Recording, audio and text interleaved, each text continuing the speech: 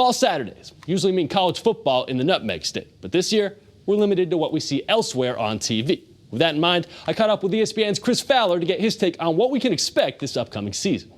ESPN's Chris Fowler teaming up with Dos Equis to talk tailgating and football. And Chris, obviously, there's not a lot of tailgating going on right now. When you go to these college towns and outside these stadiums, what kind of atmosphere are you seeing, though?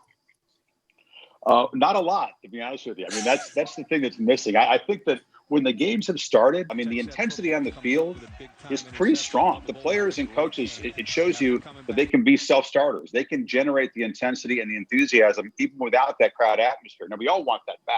Believe me, it's weird to call a game to an empty stadium. How has the art of calling a game been different for you during this pandemic period?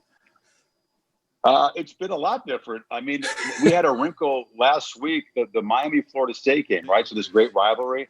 And my partner, Kirk Herbstreit, analyzed the game from his basement in Nashville. And we worked the technology out.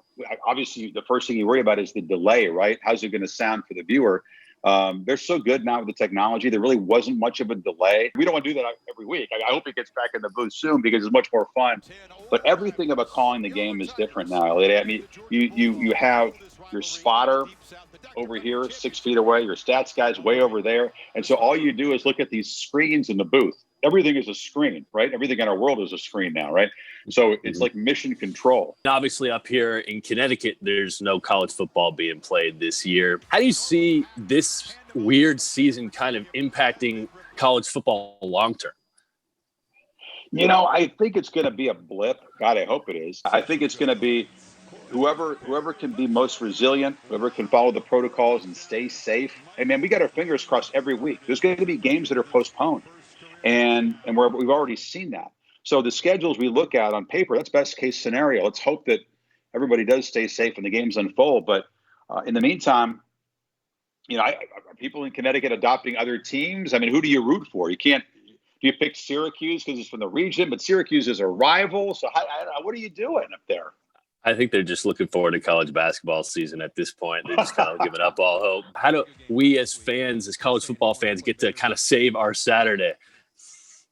You got to be creative. You got to adapt. That's why I love the program that Dos Equis is doing. Listen, you can tailgate anything, right? You don't have to have your team play on Saturday. You can tailgate whatever you want with folks in your bubble, keeping your distance, being safe, but not totally surrendering the fun of fall Saturdays. All I know is that I'm really hoping I'll be covering winter Saturdays in person and not via Zoom calls. Thanks to Chris for taking the time to speak with us. That'll do it for sports. Shante, back to you.